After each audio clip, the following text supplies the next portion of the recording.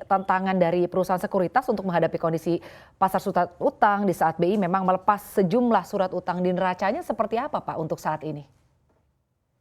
Ya, agak berbeda antara surat utang negara dengan obligasi korporasi, dalam arti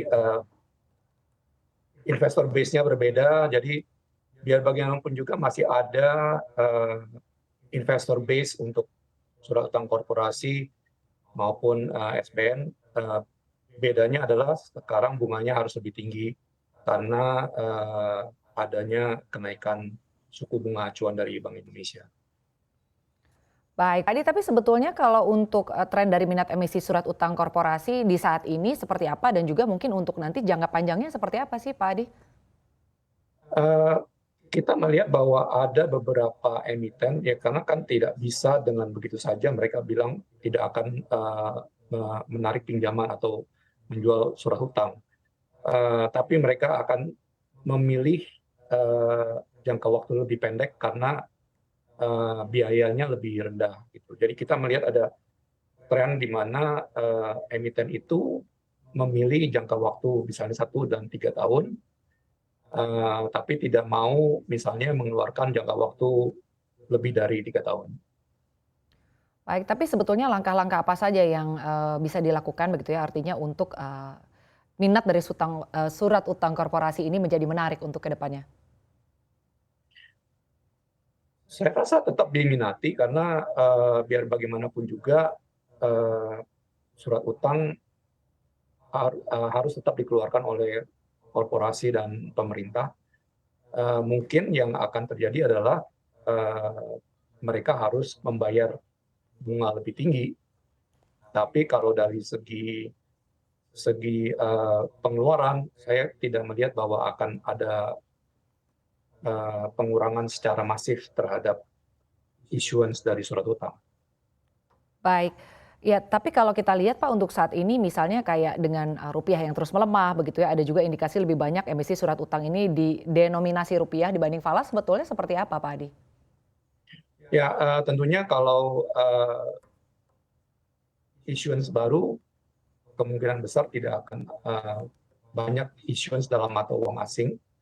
Tapi kalau issuance yang lama, ya mau nggak mau mereka harus tetap membayar bunga dan mempersiapkan untuk pada saat jatuh tempo. Ya tentunya akan kena, kalau mereka tidak ada sumber pendanaan dalam mata uang asing itu tentunya akan mengalami kerugian cukup besar ya, karena biaya bunganya dan biaya pelunasannya akan menjadi jauh lebih besar dalam mata uang rupiah. Baik, Pak Adi tapi apa betul Pak kalau saat ini artinya memang merasa begitu ya Pak ada persaingan dana yang besar begitu dengan pemerintah atau seperti apa Pak kondisi sebetulnya? Eh, Sedikit banyak masing-masing surat utang itu mau SPN maupun corporate itu ada investor sendiri-sendiri lah, walaupun mungkin ada overlap, tapi kebanyakan surat utang negara itu pembeli utama adalah bank, sedangkan korporasi lebih banyak reksadana. Jadi mungkin kalau kita lihat justru surat utang korporasi ini lumayan banyak diserap karena ada yield atau imbal hasil yang lebih baik daripada surat utang negara. Baik, Pak Adi, kalau untuk jelang akhir tahun kan biasanya memang pasokan surat utang pemerintah kita ini lebih sedikit begitu ya Pak, karena memang faktor kebutuhan pendanaan ini tidak besar. Tapi di awal tahun kalau naik lagi nih Pak, gimana sebetulnya bisnis penjaminan korporasi dan juga order perdagangan dari SPN? Mungkin kalau SBN tetap tetap akan harus dikeluarkan, cuma mungkin mix-nya akan dilihat dulu apakah masih mau,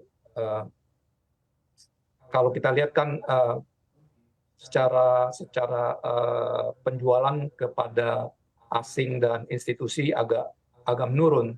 Tapi kalau dari retail itu justru menaik.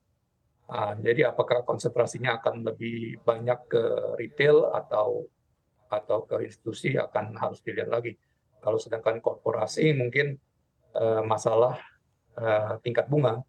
Kalau tingkat bunganya menarik, tentu masih tetap ada yang mau berinvestasi.